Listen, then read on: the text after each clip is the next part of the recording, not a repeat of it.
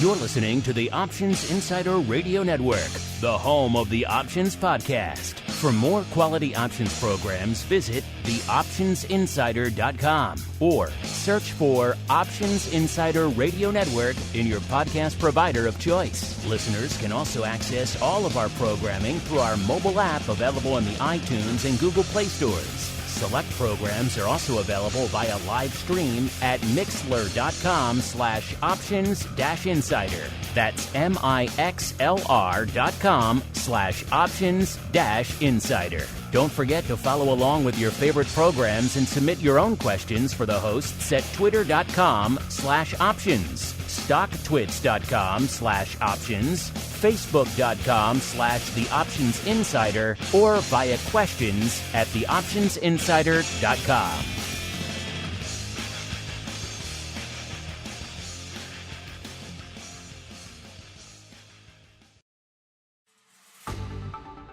Welcome to Volatility Views, the premier program for volatility traders. Each week, we'll take a deep dive into the world of volatility with in-depth analysis, trading activity reviews, strategy breakdowns, cutting-edge education, and much more. We'll also bring you exclusive conversations with the traders, researchers, and asset managers who are reshaping the volatility landscape. If it involves volatility, then you'll find it on Volatility Views.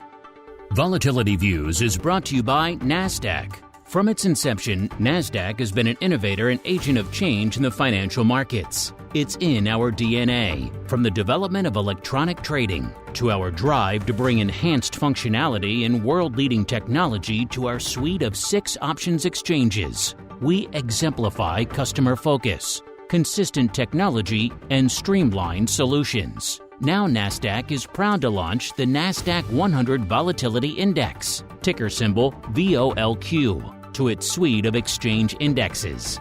VOLQ uses only at-the-money options to provide a precise measure of NASDAQ 100 volatility. Learn more about this exciting new volatility product at www.nasdaq.com/VOLQ. NASDAQ, leading the U.S. options market and continually rewriting tomorrow. And now, it's time to take a deep dive into the world of volatility. It's time for Volatility Views.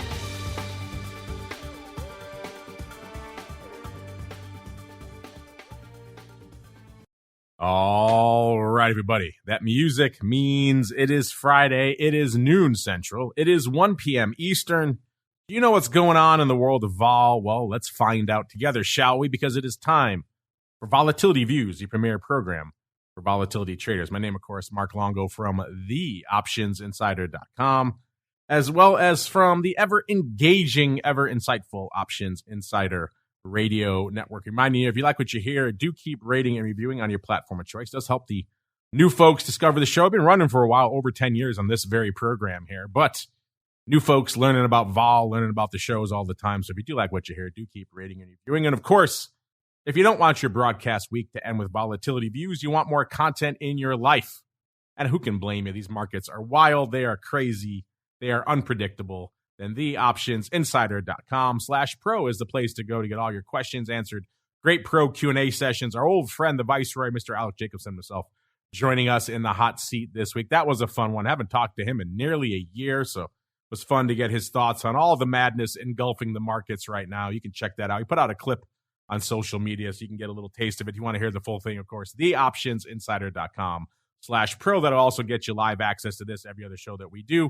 The nearly 200 archived episodes of shows on the Pro Podcast feed. The giveaways, man, it's hard to believe we're already coming up on the March box soon. We're giving away a lot of great stuff to you folks. You guys want to get access to that, theoptionsinsider.com/pro is the place to go to learn more. And let's learn who's joining us on the old Volatility Views show today. First, let's go out to a quiet, a sleepy, some might say a tranquil volatility mecca known as Austin, where we are joined once again by the greasiest of meatballs, Mr. Mark Sebastian from OptionPit.com. Mr. Meatball, welcome back to the show. How goes your volatility baking?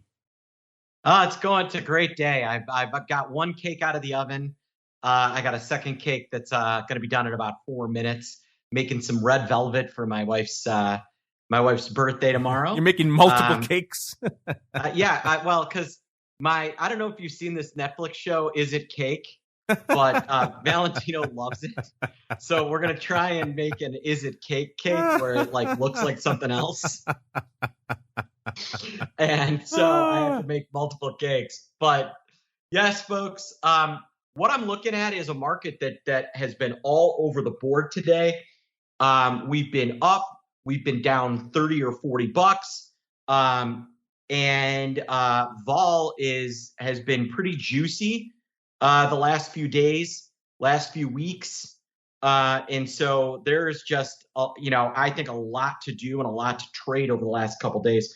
I think the rest of the day could be pretty fun.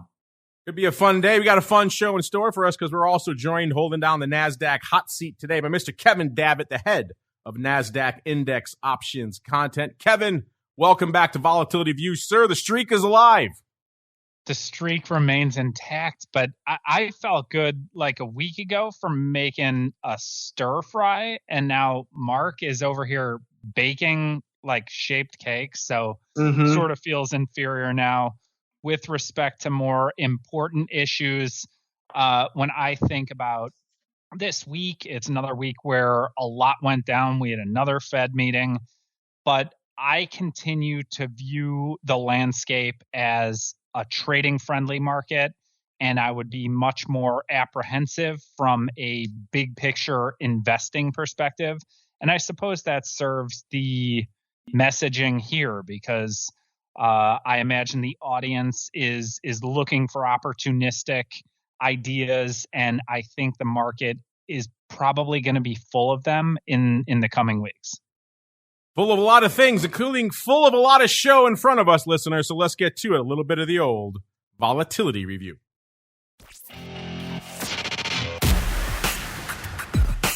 It's time to break down the latest developments in the volatility trading world. It's time for the Volatility Review.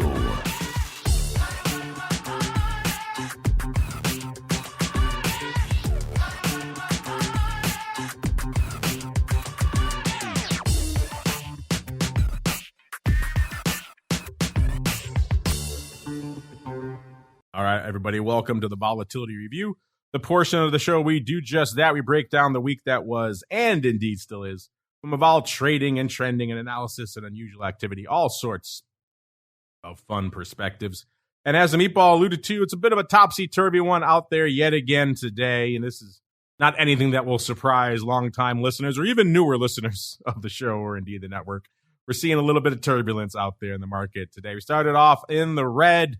Things were looking down, then they tried to rally it in the S&P, then they sold it off again. Now they're trying to rally it again. We did briefly flirt with, actually, we were mixed early in the session, red early in the session. Then we actually, right before showtime, we were looking green. And now it looks like we're kind of giving some of that back again, but only slightly. Most of the major indices, right as we kicked off the show, off ever so slightly. S&P off about almost 0.1%. Dow off about 0.05%. So close to unched. The only thing that was firmly in the red was the NASDAQ off nearly 0.5% when we commenced operations. But of course, you don't like that. Just wait 5 minutes out there, and I'm sure you'll have something else on your screen waiting for you. That means when we kicked off the show, we had VIX cash right around a 23 even, listeners. That was down almost 2 points, about 1.9 points from where it was this time last week. VVIX itself taking a bit of a hiatus this week. Still frothy, 105, nothing to sneeze at, but down about 17 points. Vol has really been whipping all over the place of late. That's certainly been an indicator to watch out there over the last few weeks. Up 25 points, down 17. I mean, whipping all over the place these days. VOLQ, a.k.a. the at-the-money vol of the NASDAQ 100. No skew here, ma'am. Just the facts, just the vol. 24.70, down about exactly a point from where it was this time last week. So a lot to unpack there. Let's go around the horn the opposite of the way we started. Let's go out to the old NASDAQ hot seat first. Kevin, obviously a tumultuous week. It always is whenever Powell and company get on the microphone. What was catching your eye out there from a vol perspective this week, sir? Yeah, you're right. Whenever Powell and crew have meetings, there tends to be some volatility, and we saw that this week. just sort of recapping some of the key items as far as my hot seat's concerned. Last weekend, you had the sort of forced marriage between UBS and Credit Suisse, and that's sort of how we started the trading week. You have continued concerns about the potential for contagion. I feel like, Mark, Longo, we have now been talking about that term for 5 or 6 weeks. I think we coined it. I think we coined it here on the show. It's our fault. Whoever is getting cited for that, it continues. And when I look at some of the regional banking indexes this week, they are making new lows, and that gives me some concern from a big picture standpoint. Middle of the week, you had the Fed talk about the pressure that's been building in the system, the tighter financial conditions around this crisis / not a crisis. They hiked 25 basis points, and the divergence between what the Fed, at least in their words, expects out toward the end of the year and what the Fed Fund Futures is currently pricing, there is a chasm there.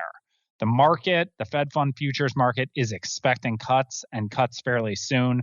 Powell is not giving that credence thus far.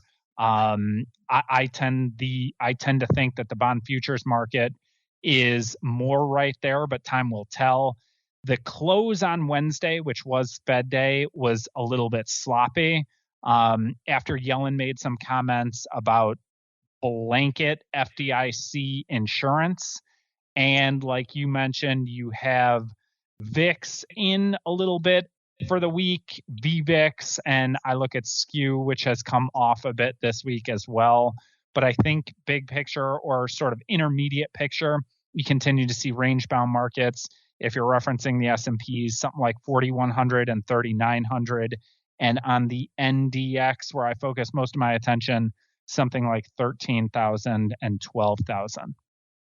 Yeah, a lot to unpack there. Of course, you're right. We had Powell and company doing their 2-day dance earlier this week. Coming out, a lot of people were maybe hoping for no cut. I think the smarter money was on a quarter point. That, of course, turned out to be the case. Powell saying, we're probably going to not go too crazy for the rest of the year, maybe one more. So maybe talking things back a little bit, maybe sounding a little more conciliatory than he has in the past. So once they announced their decision, the markets were actually rallying. We were looking good. Then Yellen said, hey, hold my beer, kid.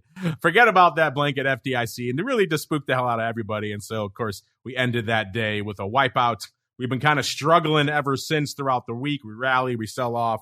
We rally, we sell off. So a lot of vol to be had, a lot of analysis to be done here. Let's go out to the baking capital of the world. Who knew Austin once again? Volatility and baking. A lot going on out there in Austin. Sir, if you can rip yourself away from your red velvet, what's catching your eye from a vol perspective this week, sir? Yeah, VIX has been much stronger than the actual market movement. So they're kind of lining up for the potential of some sort of big blowout. That's the part I think is really eyebrow raising over the last week, is we've seen VIX, VOLQ, the vol of vol really, really get juiced. And that has been kind of the big driver of the market. With the 9-day VIX has had just some incredible range over the last few days. And again, driven by this bank fear, but seems to be coming off a little bit. Mark, I know we don't normally talk about individual equities, but I found it a little eyebrow raising that yesterday, before this Deutsche Bank thing blew up, they bought 60,000 of the April 9 puts. Pretty timely trade, I have to say. Yeah, we've been talking about puts in Deutsche Bank, it seems like, for a long time, going back over a year. But yeah, of late, there do certainly seem to have been a few more in the old back pocket. Well, it was a very timely trade in that they paid 60 cents for about 60,000 of them, and this morning they were up over 100%. Interesting, they've only sold about 10,000 of them.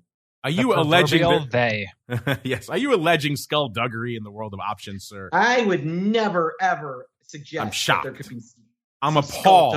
I'm appalled that you even make such an allegation. There's no cheaters in options. There's no cheaters. Never in a million years would such madness unfold out there. Deutsche Bank hanging out 9.25. What puts do they buy, Mr. Meatball? The April 9s. There you go. 9s. Good strike selection out 60 cents. For 60 cents. It's a good trade. I'm guessing they're looking a little better today. Just going out on a limb. Just throwing that out there. Yeah. They had an opportunity to sell them for 100% this morning.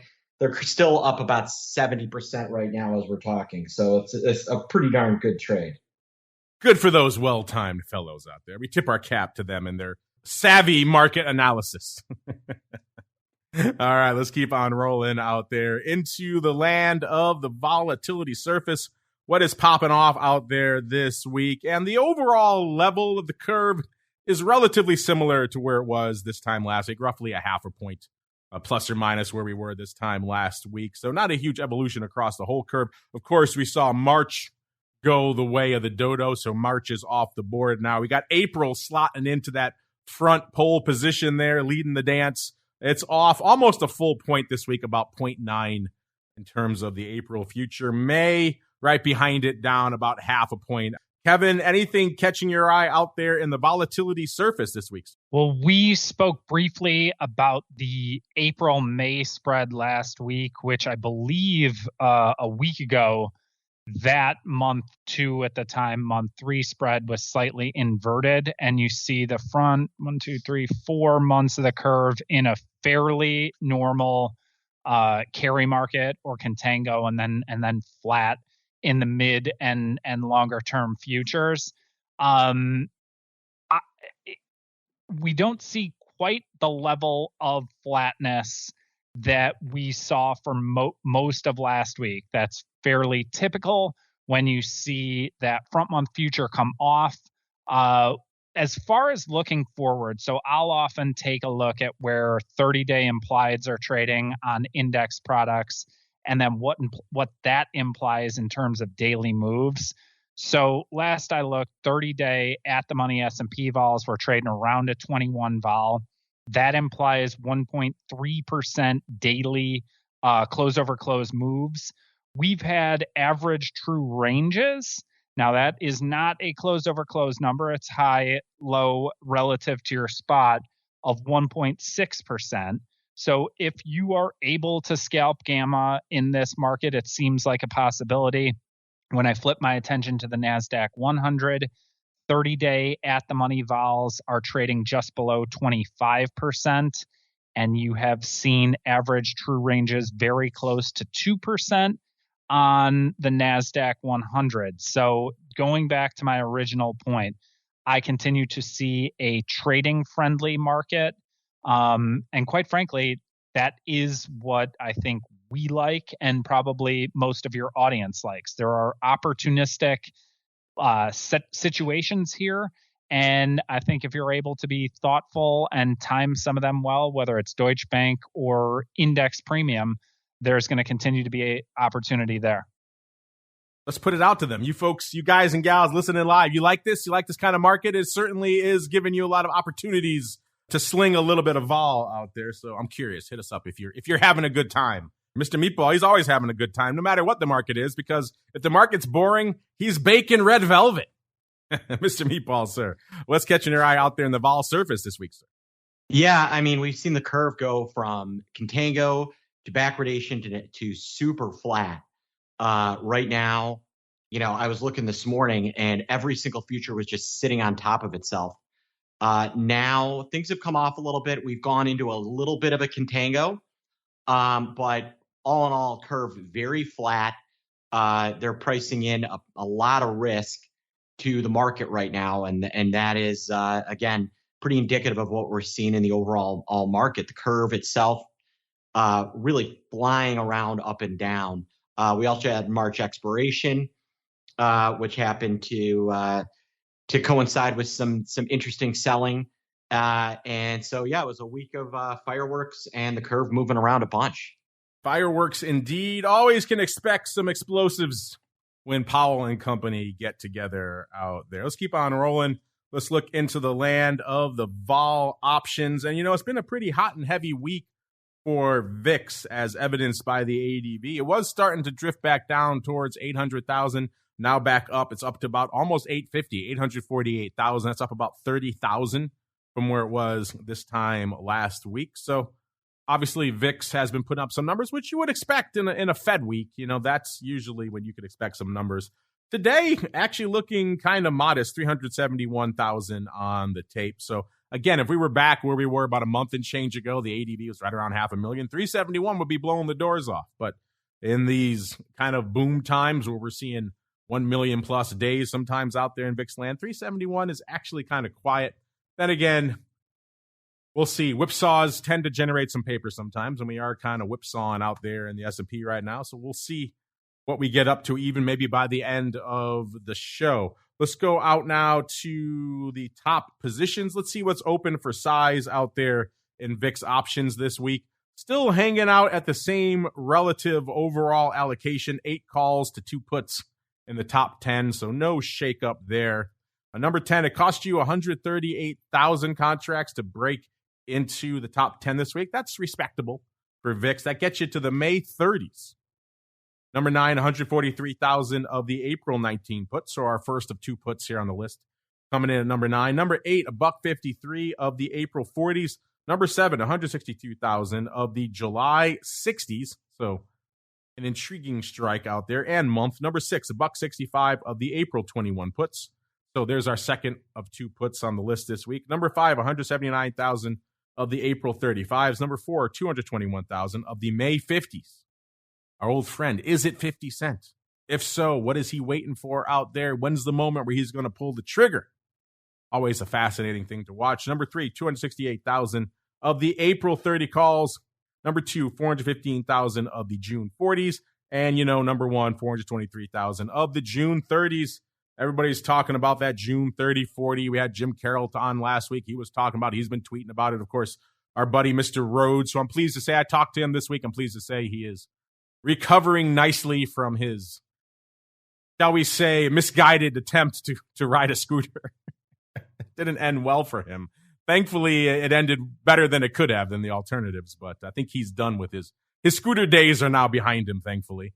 So we'll hopefully have him back on the show again once he's all rested up out there and his brain is back to normal functioning capacity. But his favorite trade, the June 30-40 out there, still topping the list, right around 400,000+ contracts each. So a size position, interesting one. By the way, if you were part of our pro Q&A, you listened to the question we had to kick off the year, I believe, with Russell, someone asking about how he would plan for and trade against a potential pop in VIX over the next 6 months. Well, he's really gotten the bit in the teeth with that and run with it. He's been writing a ton of blogs and articles and making the actual trades and updating them with rolls and adjustments. I started off pretty much his bullish risk reversal idea, and he's kind of rolled it and adjusted it from there. So if you are intrigued, if you're on the pro, I should have checked that one out. And even if you're not on the pro, you could check out Russell's Substack, I believe he's posted there, just his blog. Follow him on Twitter at Russell Rhodes. He's been posting a lot of updates, including one just this week. I think he rolled it again. So it's been interesting to watch how he's approaching this potential pop in VIX over the next 6 months. So stay tuned to that if you haven't been doing so already. All right, out to the paper out there today. Like we said, 371,000 contracts on the tape today. So not the most rock'em sock'em of days. The big dog, though, the April 30s, 31,000 of those, followed by 26,000 for number 2 of the April 21 puts. Number 3, 14,000 of the April 19 puts. Number 4, 13,000 of the April 28 calls. And rounding out the top 5 on a, I guess you can say, decently active day, but not blowing the doors off, 12,500 of the April 20 puts. Out to yesterday, a little bit more paper on the tape, but not a heck of a lot more. 535,000, so not even making the ADV yesterday. The big dog yesterday, 33,000 of the April 30s, so 2 days in a row, the 30 strike, leading the dance. That's kind of interesting. Right behind it, 30,000 for number 2 of the June 60s. We're just talking about the July 60s in our top 10, but the June 60s lighting it up yesterday. Number 3, 28,000 of the April 21 puts. Number 4, 24,000 of the April 22 puts. And rounding out the top 5, yesterday, 23,000 of the April 24s.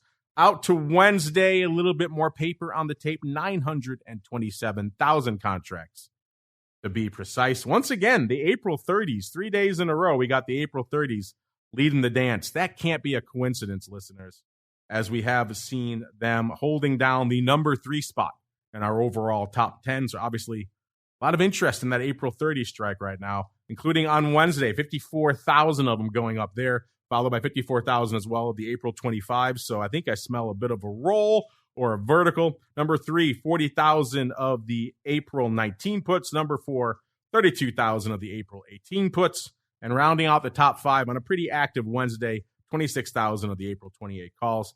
Then we get to Tuesday. That was the banger of the week, 1.24 million contracts. Of course, Tuesday kicking off the Fed meeting, Wednesday concluding it. So that's always going to drive some paper. 1.24 million on Tuesday. The big dog on Tuesday, 114,000 of the April 21 puts. So close to a third of the paper we've seen in its entirety today going up on Tuesday morning, just in the the March 21 puts, followed by 93,000 for number 2 of the March 22 puts. Number 3, 55,000 of the April 21 puts. Number 4, 53,000 of the March 26s. And rounding out the top 5 on a pretty banger Tuesday, 50,000 of the April 20 puts. Monday, not wanting to be outdone, came within a hair's breadth of beating Tuesday. We had 1.24 million contracts on Tuesday, 1.21 million contracts on Monday. So Monday, no slouch either. The big dogs on Monday, 120,000 of the April 30s, followed by 101,000 of the April 35. So once again, the April 30s leading the dance. That's clearly our trade of the week out there, followed by number 3, 69,000 of the March 25s. Number 4, 52,000 of the March 30s. And rounding out the top 5 on a pretty active Monday, 44,000 of the March 26 calls. Mr. Meatball, sir, we shall start with you. What was catching your eye out there this week? And what are your thoughts on this tsunami of interest here in the April 30 strike in particular? Yeah, we saw a big lot of 30-35 call spreads go up. I believe that was mostly on Tuesday. What was interesting is we had kind of this ball blow up on Monday, and they were just buying puts. Then we got follow through. Then they decided to buy calls. It was, the timing of you actually should have gone the other way around, because Tuesday was really the peak for VIX. And so the paper has been, Monday and Tuesday were super, super active. Things a little slower the rest of the week, but those first 2 days, things were rocking and rolling in the VIX pit. All right. And Mr. Kevin, I know you're not watching day to day the flow out there in VIX, but I'm sure you have some thoughts on the overall trends we're seeing out there in the vol options this week, sir. Yeah, I of course do from an exchange perspective, and pleased to see SIBO continue to do well with the product. There's obviously utility there. I this week was reminded of the fact that we are 3 years and 1 day removed from the pandemic lows. So as I'm wont to do in situations like that, I look at how different indices have performed over that time frame. Pleased to see, like so many other time windows, that the NASDAQ 100 has outperformed the other U.S. majors. I don't think that that's a huge surprise. World is very different now than it was 3 years ago when rate cuts and stimmies were the talk. Now we do have, though, when you look further out, there is the prospect of rate cuts in the future. And there is the potential knock-on effect that tends to benefit information technology names. And then when I look at an index like the Russell 2000, small cap tend to be more levered, and the financials are fairly well represented in the Russell 2000. It's something like 18% of the index. And then I think about the S&Ps, where financials don't play quite the same role, but they are significant. And then I think about some of these regional banking indices and the fact that the NASDAQ 100 does not include financials. And, I am certainly talking my book here, but looking ahead, that sort of construct is in large part why the index has outperformed over a 3-year time frame, over a much longer time frame, over some shorter time frames. And I think it will be very interesting to see how it plays out. Q1 markedly in favor of the NASDAQ 100, whether we see that for the rest of this calendar year. Yeah, Kevin, I did think it was kind of interesting that, Apple, Microsoft, and Google almost seemed like, and this turning things on their head, it was like a flight to safety. So let's buy Apple, and let's buy Microsoft, and let's buy, Google. Whereas you would have never, and they're not jumping into Coca-Cola. They're not jumping into Procter and Gamble. It's really interesting the way that the thought of flight to safety has changed over the last year or so. It feels like. You're absolutely right. I think big picture there, you can look at balance sheets and massive, massive cash balances at those types of firms. That's likely not the case at many small caps. And you can see on the financial side how quickly an asset base can be wiped out when a couple of weeks ago you have 2 years yielding over 5%. And now that's down to like 3.6%. What a move in rates. And the fact that some of the mega cap tech names are perceived flight to safety vehicles now is fascinating. What a world. Well, you joke about the big tech being flight to quality. We were joking, only really half joking, on our crypto show earlier this week. Is crypto the new flight to quality, given the way that asset's been performing over the last few weeks? And we put it out to our audience, and they were kind of split. It was roughly 50-50 on whether crypto is a new flight to quality asset. So if you're surprised at the flight to quality of Microsoft, I raise you one with Bitcoin and Ether out there. Put that in your pipe. I don't get that one. I do not understand that one. It's been popping hard of late, so some folks are certainly piling into crypto out there these days. Let's see if you folks are piling into the rest of the vol products out there. Let's get on out to our inverse friend first, SVIX. And this one, as you might expect, been whipping all over the place today. It's been down, it's been up, it's been down, it's been up. As of right now, it's hanging out at about 14.5. That puts it up about half a point from this time last show. Not a ton of paper on the tape, 530, even though the ADV is starting to look a little more respectable out there. It's up to about almost 1,600. It's up a couple of hundred this week. So the ADV is moving in the right direction. And as I said, I've been able to get some trades off out there. So perhaps more than you would expect given this somewhat light ADV, and certainly more than you would expect when you look at the very scary options chain. You look at that and you think, I'm not doing anything out here. This is ridiculous. But seems like some folks are willing to step up and maybe meet you if you're willing to put some orders out there. So if you are intrigued by SVIX, but maybe a little intimidated by it, it's worth maybe dipping a few hooks in the water, see if you get some nibbles out there. In terms of top positions, we'll do we'll do a top 5. There's not much out here. I also want to make sure I get to some of your vol questions this week. Number 5, we've got 500 of the June 8 puts. Number 4, 500 as well of the June 13s. Number 3, about 600 of the Jan 10 puts. Number 2, about 1,000 of the June 11 puts. And the big dog out there in SVIX, we were talking about these a few weeks ago on the show, the SEP 35s. That'd be an interesting environment. Where would we have to be in VIX land to make the 35s even remotely relevant? Obviously, you don't have to get all the way up to 35 to make these things sing, listeners. That's been our whole conversation about garbage VIX calls and garbage SPY puts. Maybe the SEP 35s can fall into the garbage SVIX camp, but either way, an intriguing position out there. In terms of paper, not a ton, like we said, lighting it up out there.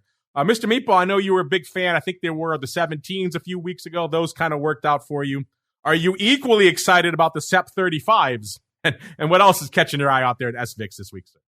I am not as excited about the 35s. I still like my 15s played out pretty well. Bought them for $1, sold them at $1.75. I'll reload when it gets back down to 14. I'll buy more of those. I don't know about the 35s. That's pretty aspirational, Mark. I got to be honest. That might be our aspirational. That might be our new garbage. The pars are the garbage VIX calls. The 35s, maybe those are the garbage SVIX calls. Maybe, or who knows? Maybe Vol's going to collapse and that trader is going to look like a genius. Yeah, if Vol gets down to our theoretical low of 5 out there in VIX land, these calls are going to be singing. Exactly. Outside of that scenario, I'm not too sure. Intriguing stuff nonetheless. Kevin, I know you're a huge fan of these SEP 35s. Tell us why you bought all these, and then B, what else is catching your eye in the inverse lands? What's not to like about any SEP 35? I'm just kidding. I have no opinion on those particular options, but I would like to kind of fluff a guest that we had on a couple weeks ago, Vance Harwood, who, from my perspective, covers the volatility related ETPs really well, putting out some content about the upcoming reverse split in UVXY and the potential for a reverse split in VIXY. When I'm looking for information on what's going on in this little corner of the vol market, I go to him. And so I just figured I'd reiterate my appreciation there. Intriguing. Get to all that fun in a second out there in good old UVXY. First, let's go to UVIX. Its competitor out there these days. UVIX, as you might imagine, also swinging around a lot today. As of a few minutes ago, hanging out right around 21. That puts it down about 3 points from where it was this time last week. Doing a little bit of paper out there today, about 5,000 contracts on the tape in UVIX. The ADV is 7,800, so that's moving in the right direction as well, up about 800, or obviously a little over 10%. So if that can keep growing, I mean, it's still got a long way to go to catch UVXY, but at least it's trending in the right direction. In terms of top positions, we'll just do a top three because there's not a heck of a lot open in UVIX right now. We got 700 for number 3 of the March 25s. I said we're hanging out at a 21 right now. Number 2, about 800 of the end of March, so the 31st, 19 halves. And then rounding out the top spot in UVIX right now, 1,200 of the March, end of March again, 31st, 25. So everybody likes the 25 strike out here in all these products. Intriguing stuff. In terms of what's lighting it up out there today, not a ton. We got a couple hundred of the March 20 calls and the June 16 puts dominating the tape out there today. Mr. Meatball, I think catching your eye out there in the land of UVIX as it slowly crawls its way towards UVXY, sir. Yeah, that double leverage, it can die very quickly. It moves a lot. It's fun to trade. I wish the options would tighten up a little bit more so that I could fool around in them more. But the stock itself is seeing really good activity. So for instance, now I think it's starting to steal some volume from UVXY. Average daily volume is up to about 16 million shares a day. That is not small anymore, folks.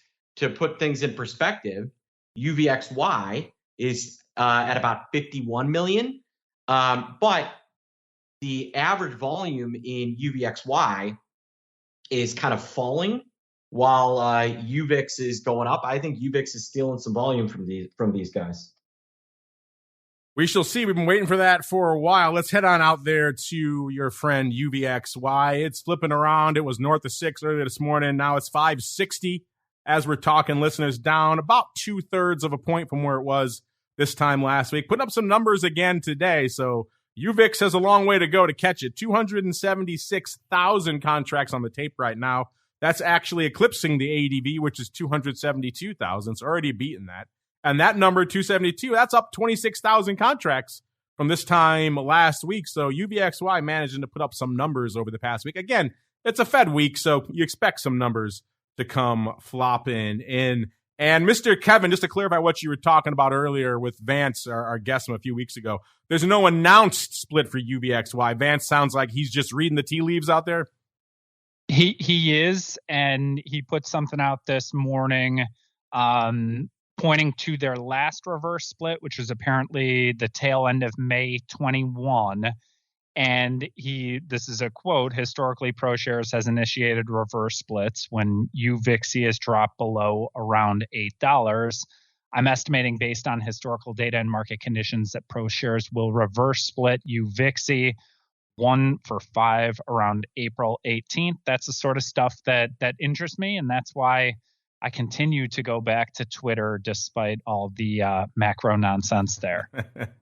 A lot of nonsense to sort through on Twitter, but occasionally you can find a pearl of wisdom out there. That would certainly be nice. I was holding out for a nice, 8 or 10 to 1. We'll take 5 to 1. This hanging out around 5 is for the birds, and it's been doing that for the better part of the last few months. So certainly could use a bit of a shot in the arm, and back to a 25 range would certainly do that. If you're wondering what's lighting it up out there in a very active day out there today, listeners, it's the 6 calls going out today. So Again, no surprise. We were at the 6 strike just a few minutes ago. 32,000 of those trading. 6 puts, 20,000 of those trading. So as we flirt with the 6 strike over and over again, we're seeing a lot of paper flying in there. So said it before, we'll say it again. These products, they can be heartbreakers on expiration day. You're at the strike, you're looking good, and then it moves away from you and wipes you out. So could be one of those days again today, depending on which side of that 6 strike you're lining up on. But intriguing stuff out there nonetheless. In terms of size positions, let's do a top 5 because there certainly is enough to do it out here. Number 5, we got 19,000 of the 5/2 calls going out today. Those were looking better this morning than they are now, so hopefully if you're long those, you got the heck out of Dodge earlier this morning. Number 4, 23,000 of the April 8s. Intriguing. Number 3, 24,000 of the March 4/2s. The puts this time. Number 3, 25,000 of the March 6s. And the number 1 size position in UVXY right now, 26,000 of the March 5 puts. So we're kind of all over the place from an OI and size position perspective, but not surprising to see folks slinging the 6 strike today, fast and furious. Mark, are you down with that? You think we're going to see a reverse split in April for UVXY and anything else catching your eye out there this week, sir? Yeah, I think we should pretty soon. So, I at some point they're gonna want to. UVXY would have been a lot more interesting the last week or two if they had done it 2 weeks ago, 3 weeks ago when they should have. So I'm hoping they do it soon because UVXY is up 8%, 10%. Oh, it's 38 cents. La-di-da. You just don't have the action there. And I think that's part of what's costing it volume right now is that UVIX has some real teeth and UVXY does not. Yeah, UVIX certainly stole a march on them, reverse splitting first. I think we could argue their reverse split was maybe not enough, but UVXY doing nothing for the last month when we've been whipping all over the place, and UVXY kind of glued to 5 and bouncing between 5 and 6. Not quite as exciting as it could have been, so it will be nice to see, obviously, a little bit more meat on the bone when this thing reverse splits. Speaking of reverse splitting and more meat on the bone, VXX, a good example of that, listeners, doing a big reverse split just a few weeks ago, hanging out at 51 right now. That puts it down 4 points from this time last week. But how much more exciting is it for all you downside vol traders out there buying puts and put flies and put spreads at a 51 level versus an 18 or a 16? That's just way more exciting out there. So VXX learning that lesson. 34,000 contracts on the tape today, so it seems like it's starting to pan out for them from a volume perspective as well, even though the ADV going in the wrong direction again this week, down about 10,000 to 55,000, but it seems like they're going to meet that, if not beat it today, so maybe they can turn things around out there. Obviously, a lot of you, I understand, have washed your hands of VXX, but I think the reverse split makes it a wee bit more intriguing. Again, I wouldn't put a ton of money in VXX, maybe some fun speculative downside put positions or flies or that sort of thing, because at a moment's notice this thing can go off the rails again without any sort of prompting from the underlying vol market. But as long as you're out there and you're aware of that and you're okay with that, then it can be an intriguing product, I suppose. Let's do a quick top 5 out here. Number 5, 12,000 of the June 80 calls, 8 O's. These are the pre-split adjusted fun ones, so that puts them in an even more interesting perspective. Number 4, 15,000 of the April 41 puts. Number 3, 19,500 of the April 47 puts. Number 2, almost 21,000 of the April 40 puts. And then rounding out the top 5 out there this week, listeners, 31,000 of the April 43 puts. I know, Mark, you said before, and I understand it, you've kind of washed your hands of it. You still watch it, you said, as more of an indicator for what's going on out there from a VIX futures term structure perspective. I'm curious, though, if this reverse split, if this has made it at all more attractive to you, sir. The VXX, yeah, it has. I've actually traded it the last week.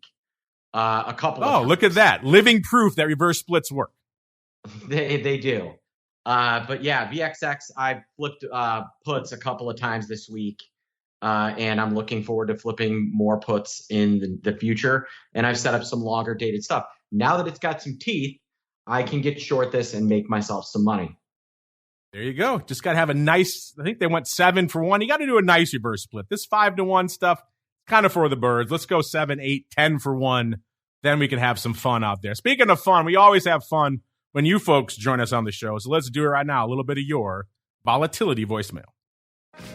It's time to share your thoughts and opinions with your fellow volatility traders. It's time to check the volatility voicemail. Make your voice heard by dialing 779-669-4VOL. Posting a comment on the optionsinsider.com, sending an email to questions@theoptionsinsider.com, or posting your questions to twitter.com/options or facebook.com/theoptionsinsider. All right, everybody, welcome to the Vol voicemail. No shortage of ways for you folks to get at us at Options on most of the major social media platforms.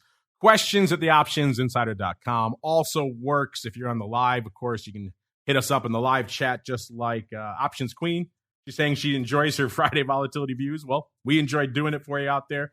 She also said, good for that Deutsche Bank trader. Couldn't happen to a nicer person. Yeah, I'm sure you really mean that. Nichols agreeing with us earlier. I asked if you guys like this market.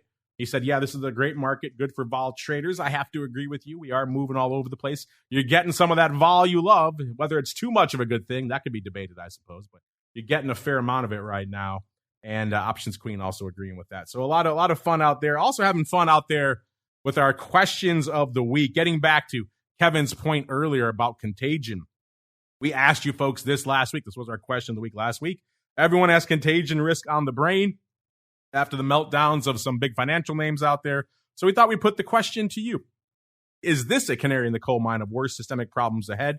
Or is it just a tempest in a teapot? And much like the market, our audience was almost evenly split on this. 51% saying yes, 49% saying no. That's uncharacteristic of our audience. Usually they have an opinion and they are not reticent about expressing it. In this case, very evenly split, I suppose, much like the market. We're up, we're down as all these different forces are pushing and pulling out there. So perhaps there's more to this contagion fear than meets the eye. It's intriguing stuff.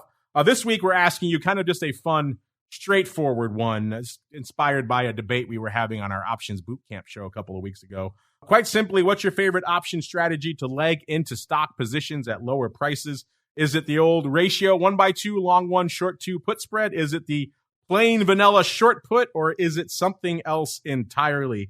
Kevin, we'll start with you. First off, are you surprised that our audience is so evenly split on the contagion question? B, going back to your instructor days, do you have a preferred vehicle for getting long some stock using options? And then C, what do you think our audience is voting for? Oh man, 3 questions. How am I supposed to keep these all straight? Okay. Trifecta of goodness. On the first point, I think it's fascinating and understandable that the audience is on the fence, kind of like the market.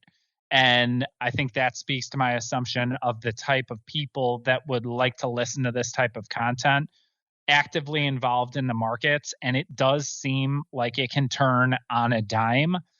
From my personal perspective, my contagion concerns have sort of fallen somewhere in that 50-50 category, and they are inching toward the I'm legitimately concerned about this when I look at measures like European bank credit default swaps making moves and trading at levels we haven't seen since 2011. For your young listeners, 2011 was crazy. And then I look at a move index, which is a forward volatility estimate based on treasury bond volatility.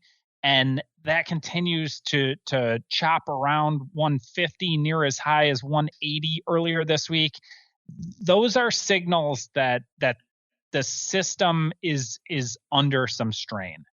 And that's why I continue to be focused on short-term opportunities. That's not going to change. With respect to establishing some positions where I'm comfortable owning an equity lower, whatever works for you. If it's an outright short put and you like the vol that you're getting on that and the premium return, have at it. The ratio spreads, I am a big fan of ratio spreads personally. I think they need to be understood. Like if you get a quick move in that direction quickly, what the impact is there, how you can manage it if you choose to turn it into a butterfly. And then, oh man, see, I was rambling. What was part C of this interrogation? Part C was just, what do you think our audience is voting for? As far as their preferred way to get long and underlying at lower prices, probably just outright puts, right? I'm willing to own this thing at X level. Let me sell a put down in that neighborhood. That's my guess. All right. Same questions for you, Mr. Meatball. Are you surprised that our audience was split on the whole contagion thing? And then which way you think our audience is going to get long some stock? After Kevin's kind of long-winded rant, I've forgotten the full questions. Tell you what, instead of having you answer those, because we're kind of come up against it, I want to get all these questions in here too. I do see a question in here for you. This looks like he's lurking in our live chat there, Pariah Pants. He has a question for you, Mr. Meatball. He wants to know, where is the best place, he puts in parentheses, free or cheap, to be able to see skew in single names? I want y-axis of the chart to be implied vol and the x-axis to be strike price. He says, the Meatball's book shows examples of this, but I can't find where I can get this information through TD Ameritrade or charting sites. Or Mr. Meatball, he read your book, you lured him to the dark side of looking at skew in single names, and now he wants to know where he can find that kind of data for himself. Well, the screen grabs are all from LiveVol Pro. So, which costs about $400 a month, but that I happily pay for because it pays for itself with improving my trading. I believe if you have you can get it. I thought you could get it on TD in their charts somewhere, or it maybe under tools. I thought they had something that allowed you to do that, but I don't remember. I don't know. Where can you look at? Does iVolatility have skew that you can pull? Mark, for single names? I know iVol has a lot of index, so I'm trying to think if they have single name skew data. I don't know. Kevin, while he's mulling over, anything you want to add here for our listeners who are looking for single name skew data? You got any resources in your back pocket? I would say, particularly because I work for an exchange and we deal with all these brokerage groups, that it's arguably inappropriate. But this is a situation where you're incentivized to talk to somebody at your brokerage firm and understand the amazing tools you have in front of you. And chances are somebody there is going to be able to quickly shed light on what you're looking for. And when you're talking to guys that have been in this business for a long time, like all three of us, the tools that you have access to are so amazing relative to where we were 15, 20 years ago. Chances are you're going to be able to find it. It's just there's so many options, and I use that in the general sense, that you're going to need a little help from somebody at TD or wherever your funds are custodized. Yeah, unfortunately, who is this Pariah Pants? Like Mark, we use a lot of pro tools here as well. LiveVol is a great one for the graphical aspect. I love Trade Alert. Trade Alert is there. Doesn't really do the graphing side that you want, but they have a lot of great data for scanning and for analysis along those lines. Again, both of those are going to cost you a pretty penny per month, so I'm not going to jump out and run out to recommend those for you unless you're really slinging a lot of size and really trying to make trading your go-to main source of income. I'll have to go bang around with TD again and see if they have exactly what you're looking for, these single name skew charts. It's been a few months since I've jumped in there, and last time I was using it, I wasn't looking for single name skew data. I think IB might have something along those lines, so I'll have to go play around with those again. But that is a good specific functionality question. I like when they get these because they inspire me to kind of do another run around through the retail brokerage platforms and see what all the new shiny bells and whistles are. So I'll do a little bit of a deep dive. I'll have some of my compatriots do some as well, and we'll see what we can get back at you with. That is outside of the expensive pro platforms that we normally use. But we're coming up against it. Now it's time for us to keep on rolling, listeners, and get dangerous, get wild. It is time for the crystal ball. It's time to peer into the future and reveal what the volatility gods hold in store. It's time to look into the crystal ball. All right, everybody, welcome to the crystal ball. And as we're coming to the close of the show, we're pretty much seeing markets not that far away from where we were. Still slightly red. S&P pretty much unched. Dow pretty much same deal. NASDAQ still off, only off about 1/3%. So mostly hanging out pretty close to where we were to start the show, listeners. That means our friend VIX at the top of the show. Where were we? We're at about a 23. We're at about a 23.40 right now. And our old friend, good old VOLQ.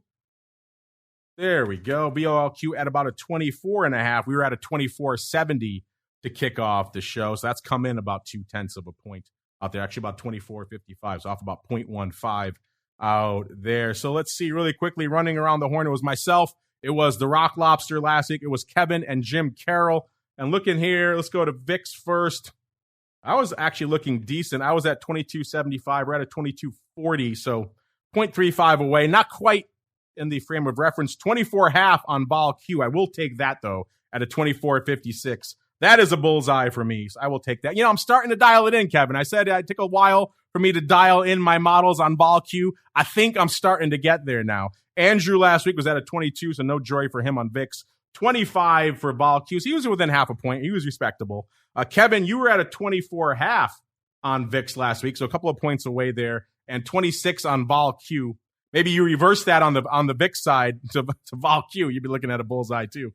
And then Jim Carroll, 24.85 on VIX, so he was a bit of a ways away, and 25.25, so about 3/4 of a point away on VOLQ. So a bullseye for me. I will take it. I'll have our producers go through the rest of the listener submissions. Listeners, if you have a winner chicken dinner, they will get back to you with your fabulous prizes. All that a long way around to saying we are go for next week. Since I win, I get to choose. I'm going to choose to go last. So I will choose the meatball to go first.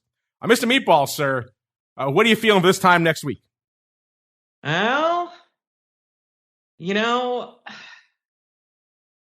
let me look here. I think that maybe things come to a head next week and we peak out in volatility. I think we'll get this banking stuff figured out by then. We're currently 22.46. We're going to top out on Wednesday at 27.72, but we're going to end the week. That'd be this Friday at a 23.32. Wow, the precision. The precision. Wow. He's just doing his palindromic nonsense. Priceless. What do you got for VOLQ as well, sir?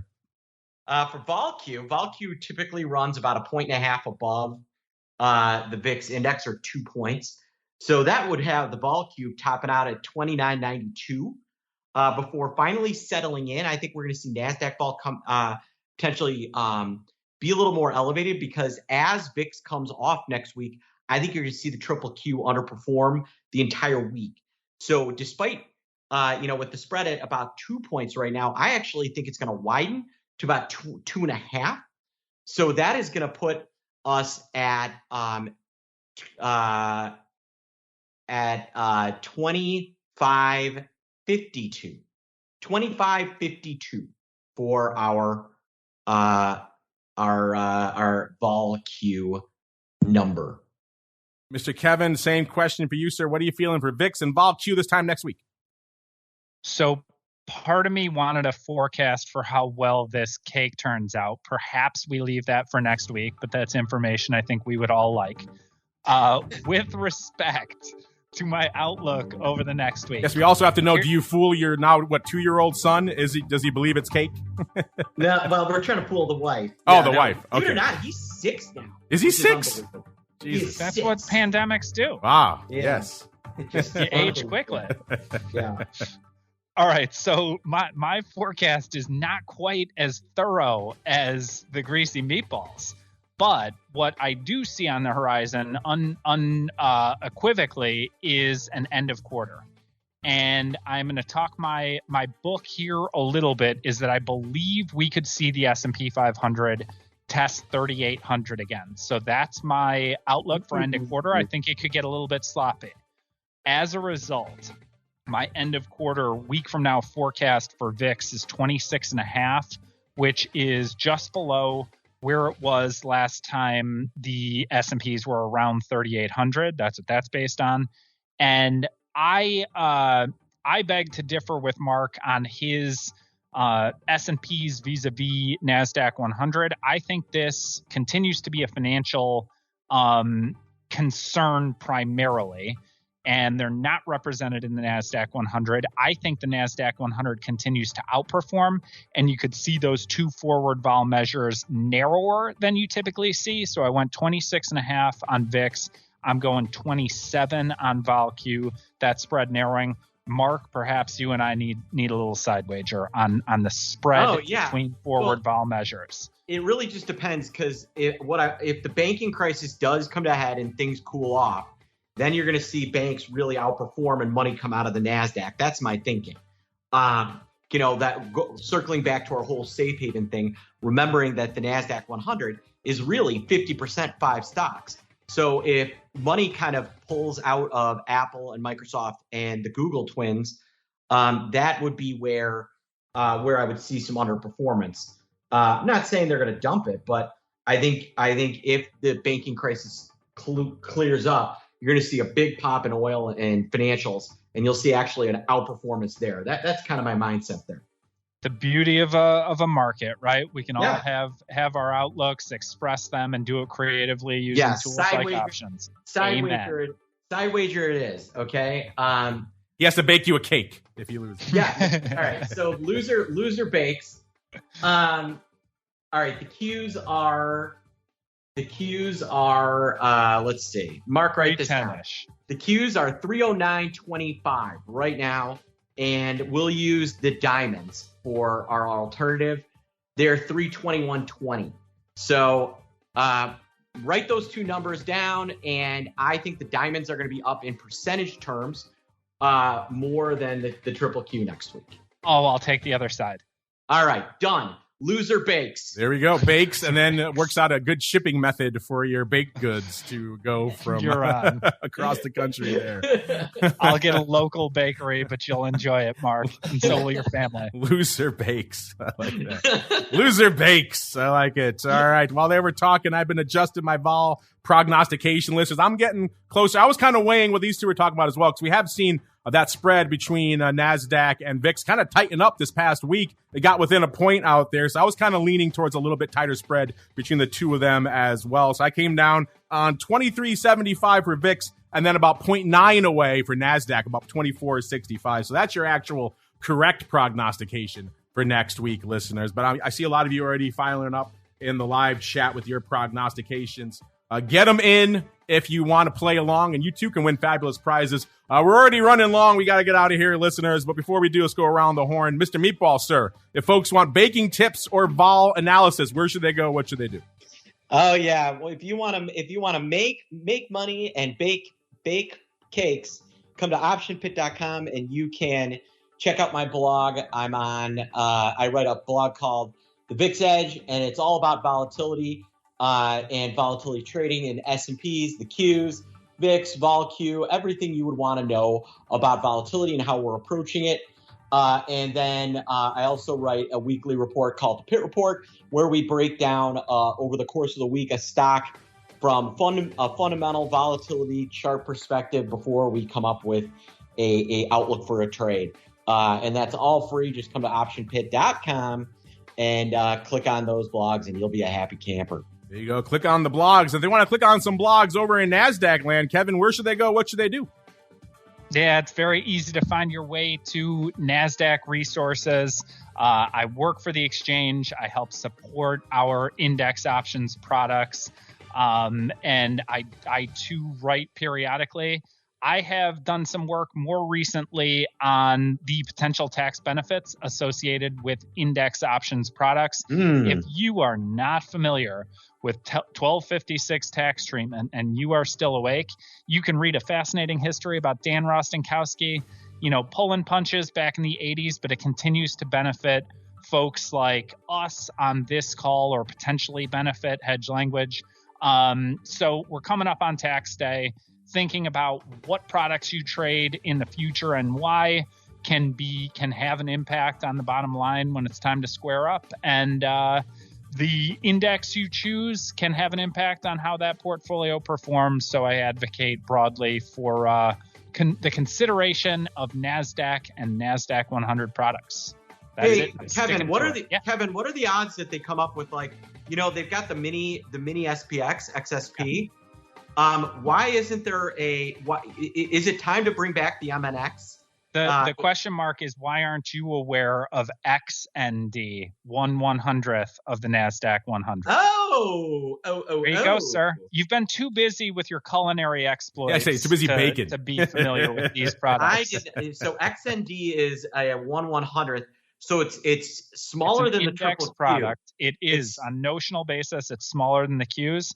There is a 1/5 slice. If you're a baking fan, that's 1/5 of your big NDX cake. Ticker there is NQX. Nancy Queen. NQX is going to be almost the exact same size as that's bigger than the triple Q. Okay. Yes. Mm-hmm. Yeah, it'd be nice if they would just index the triple Q, because that would create all kinds of funness. But because triple Qs are 1/40th of the NASDAQ, correct? You are right on there, I believe. Yes. So it'd be nice if they did that. But what was it? It's NQX is 1/5. All right. And XND. Look at me NDQ? Doing my job. NDQ is the little one. XND, X-ray. Nancy XND. Delta. Oh, so it's like okay, just like XSP. Okay. All right. XND. Yep, I love it. I'm all over it.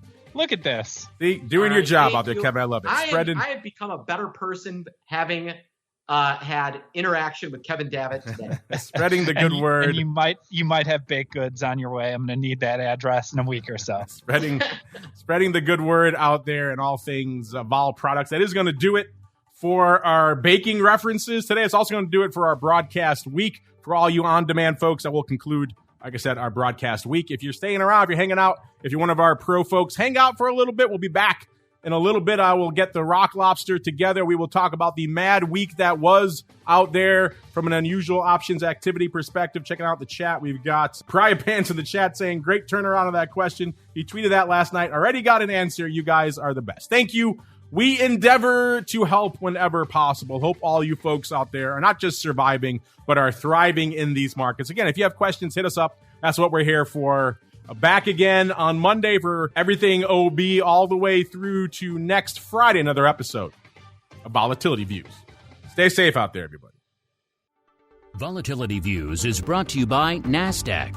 From its inception, NASDAQ has been an innovator and agent of change in the financial markets. It's in our DNA, from the development of electronic trading to our drive to bring enhanced functionality and world-leading technology to our suite of 6 options exchanges. We exemplify customer focus, consistent technology, and streamlined solutions. Now NASDAQ is proud to launch the NASDAQ 100 Volatility Index, ticker symbol VOLQ, to its suite of exchange indexes. VOLQ uses only at-the-money options to provide a precise measure of NASDAQ 100 volatility. Learn more about this exciting new volatility product at www.nasdaq.com/VOLQ.